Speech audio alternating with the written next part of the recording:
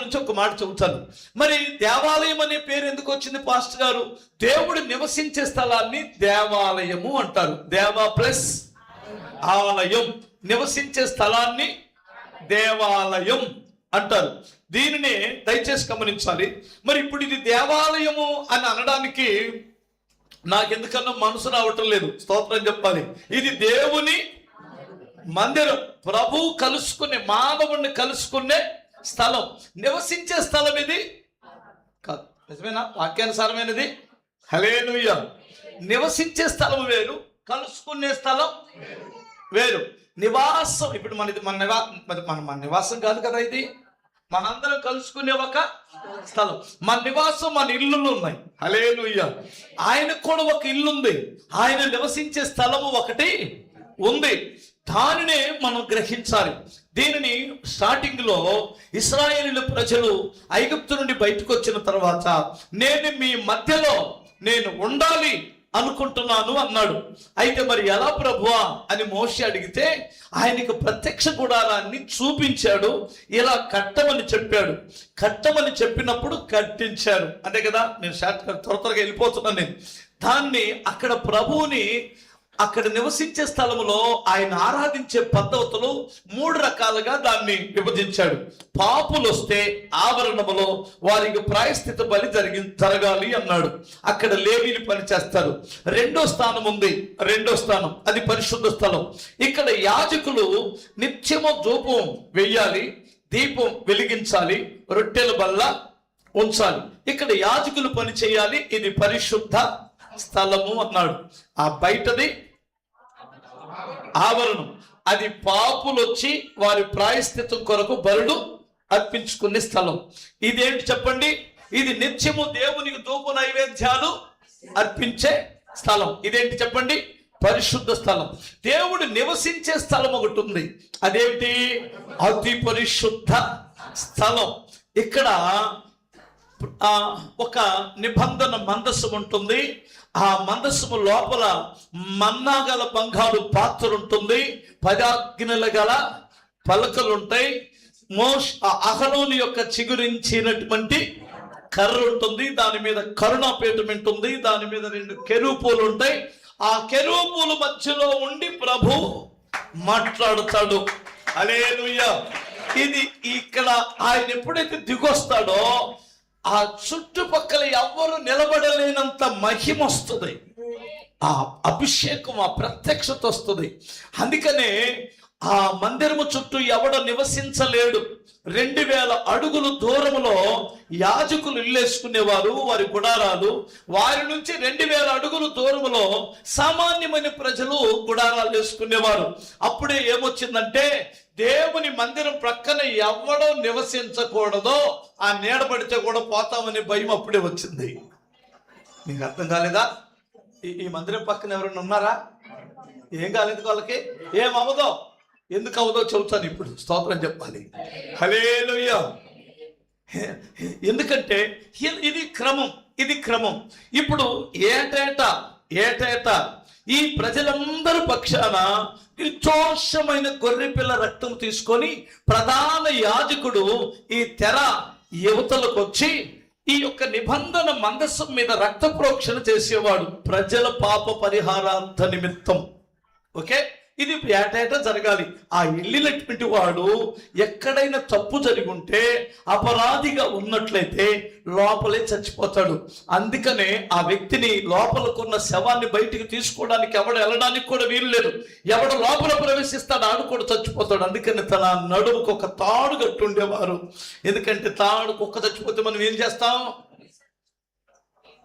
తాడు పట్టుకొని లాగేస్తాం. అందుకని తాడు ఎప్పుడు నడుముకుంటుంది ఆ బయట వరకు. హల్లెలూయా. ఇంకా చెప్పనా, అతనికి ఒక చుట్టూ గంటలు ఉంటాయి. ఎందుకు గంటలు ఉంటాయి అంటే, ఆ బయట ఉన్నటువంటి వాడు, లోపల ఉన్నవాడు చచ్చిపోయాడో బ్రతికాడో తెలియాలంటే బ్రతికున్న వాడికి గంటలు గనగన మోగుతూ ఉంటాయి.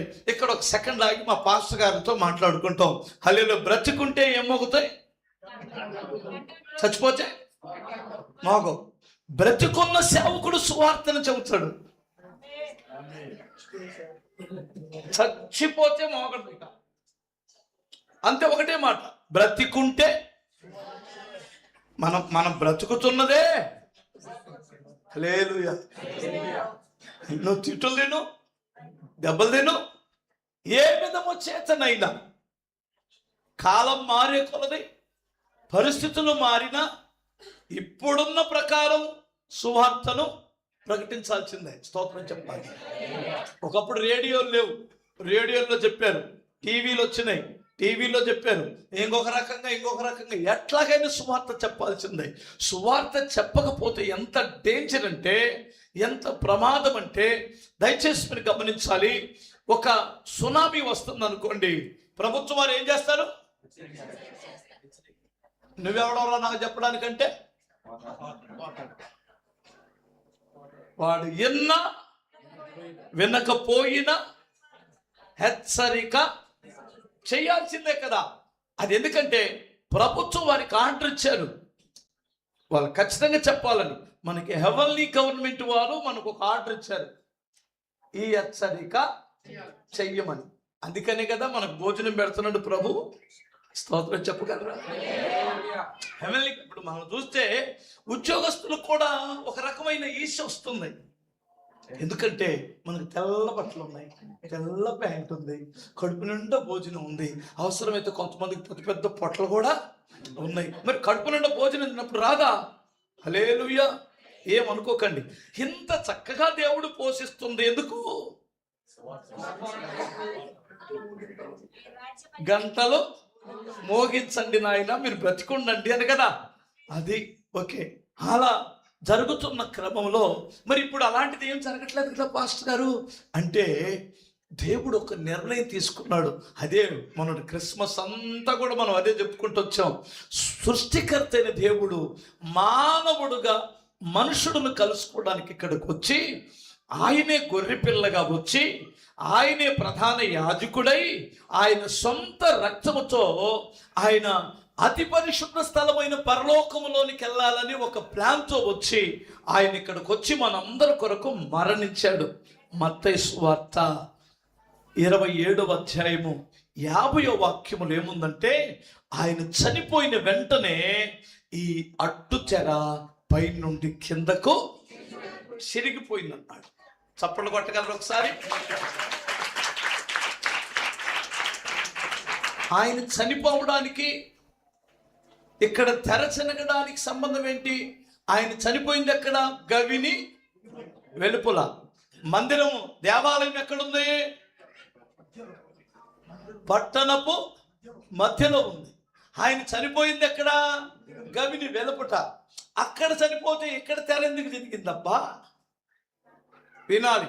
ఒక్కొక్క తెలివి కల్లోడు ఏమంటాడంటే, భూకంపం వచ్చింది కనుక తెర చిరిగిపోయింది అంటాడు. భూకంపం వస్తే కింద నుండి చెరగాల, పై నుండి చెరగాల? మనం అతి తెలివితేటలు ఉంటాయని పరిశుద్ధాత్ముడికి ముందుగానే రాయించి పెట్టాడు. పై నుండి క్రిందకు చిరిగిందన్నాడు. ఇక్కడ 2 అర్థాలు ఉన్నాయి.